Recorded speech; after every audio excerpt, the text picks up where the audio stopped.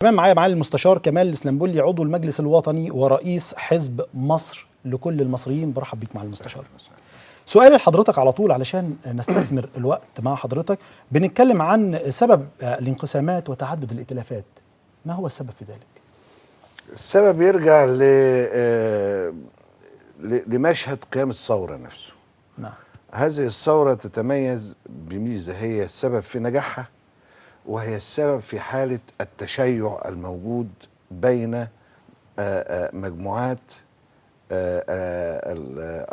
المكونة للأفراد اللي قاموا بالثورة. نعم. السبب أن هذه الثورة لم يكن لها قيادة، وإن أردنا أن نبحث عن قيادة لهذه الثورة فهو القائد الوحيد الجامع لكل شباب الثوار هو الحس الثوري والمطالب الثورية التي انعقدت إرادة الثوار على تحقيقها. نعم.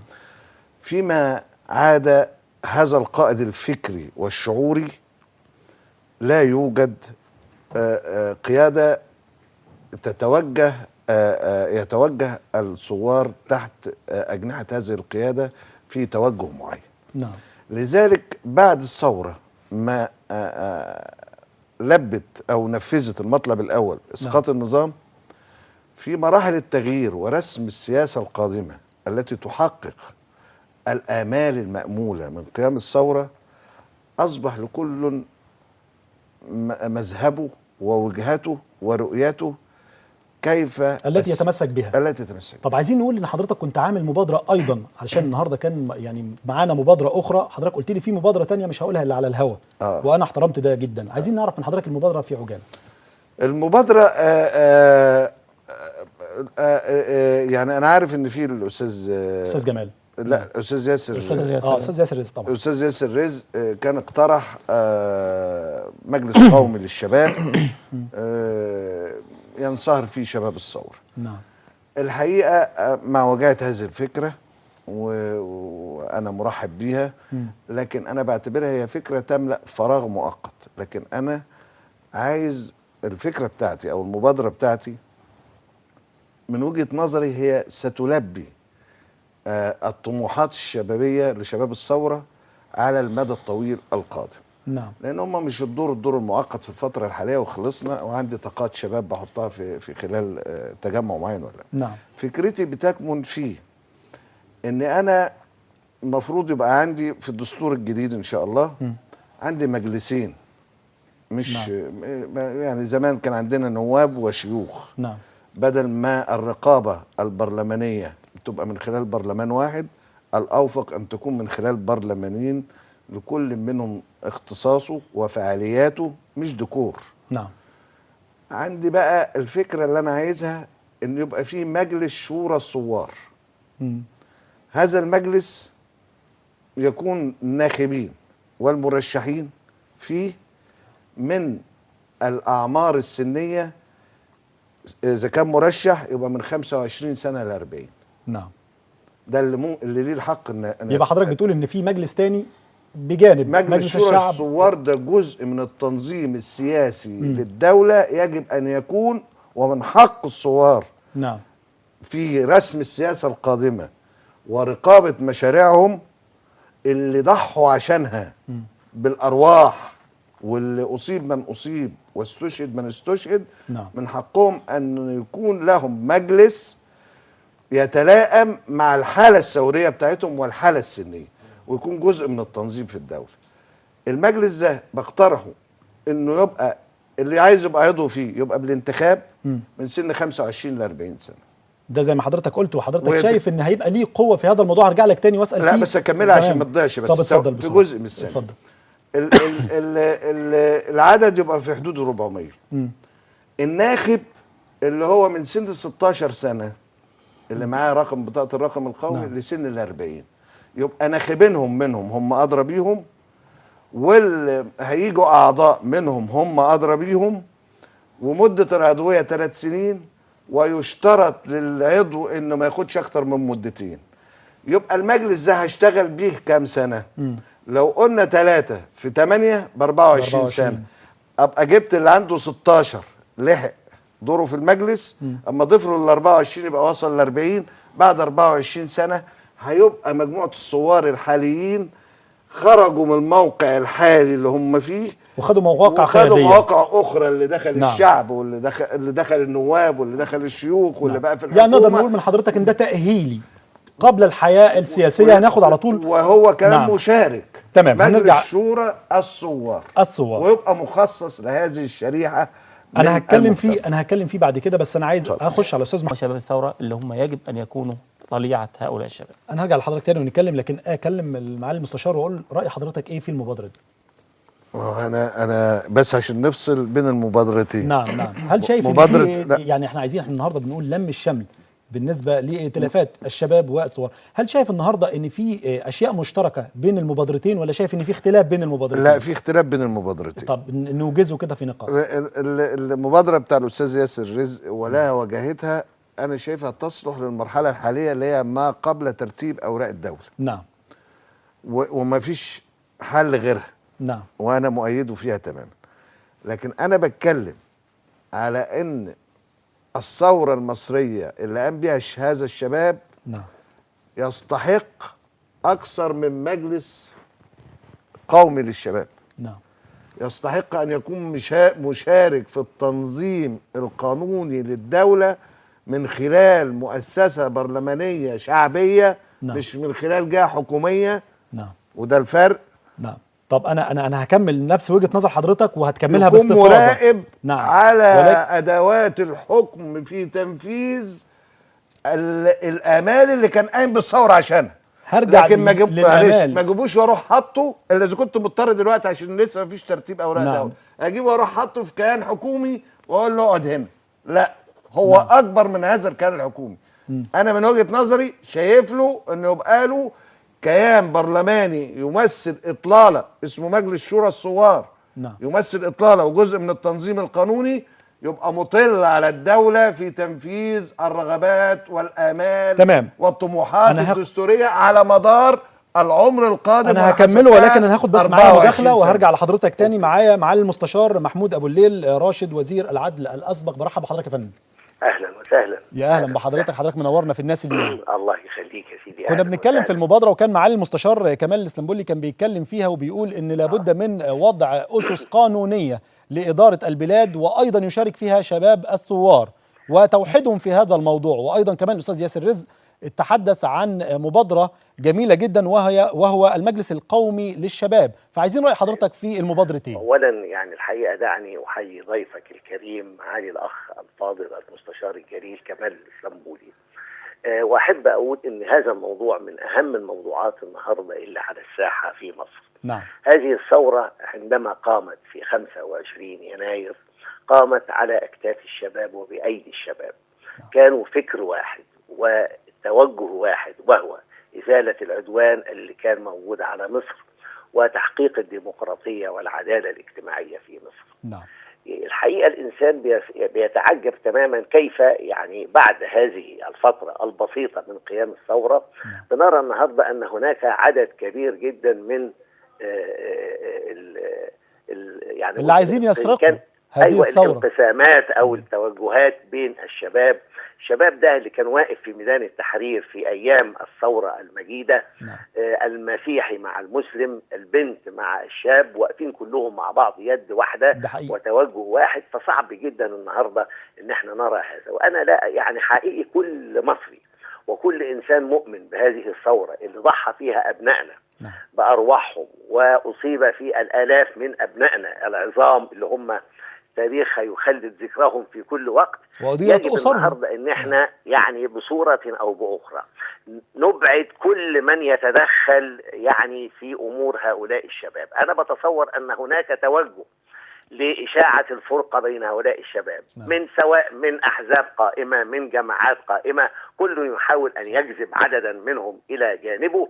إنما أنا عايز أوجه حديثي وأقول الشباب أنتم أبناء مصر، مصر واحدة، وأنتم يجب أن تكونوا قوة واحدة ويد واحدة. وأنا عايز أقول أيضا أن يجب النهاردة أن الدولة الحكومة والمجلس إن شاء الله العسكري أن يعطي الفرصة لهؤلاء الشباب. كيف يعطيهم الفرصة؟ إحنا عاوزين النهاردة نكون منهم أحزاب جديدة، نكون منهم جماعات جديدة.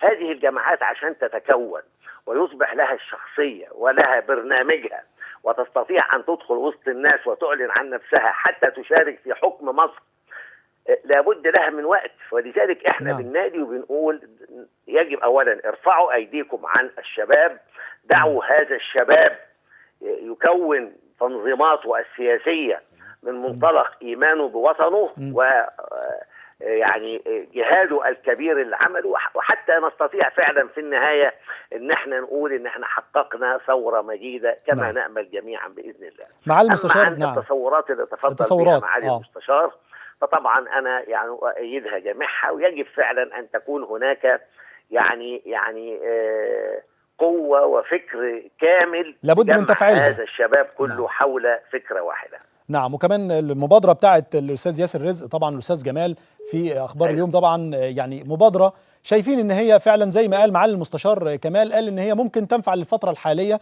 وهو في النهاية هو الهدف واحد، هو توحيد الشباب وتوحيد الثوار والنظر إلى مطالبهم بطريقة علمية وبطريقة قانونية. أتفق مع هذه المبادرات سواء من معالي المستشار أو من الأخ الفاضل الصحفي اللامع الأستاذ ياسر رزق. إنما أيضا بقول وبوجه أنا يعني عايز أقول أن كل وطني في مصر يوجه تحذير لمن يعبث بالشباب، يوجه تحذير لمن يسعى إلى الفرقة بينهم. بس ده اللي أنا عايز أقول. معالي المستشار في النهاية طبعا بشكر حضرتك شكرا جزيلا. معالي المستشار محمود أبو الليل راشد وزير العدل الأسبق، بشكر حضرتك شكرا جزيلا على تنويرك لنا في المداخلة، وبنتمنى طبعا حضرتك تكون مشارك معانا في الناس اليوم في الفترة القادمة بإذن الله تعالى. أرجع تاني معالي المستشار تعقيب حضرتك في عجالة. أنا اسمح لي أحيي معالي الوزير المستشار محمود بيه أبو الليل طبعا. وهو يعني قيمة. شخصية مصرية علم من أعلام القانون وقيمة وقامة كبيرة. يجب لهذا الوطن أن يستفيد بهذه الخبرة السياسية والقانونية الكبيرة. أنا هنهي بسرعة. ولا ننسى لمعالي الوزير مواقفه الوطنية في أنه لم يعلن مرحلة التزوير في الانتخابات في 2005 ورفض إعلانها لأنه استشعر تزويرها.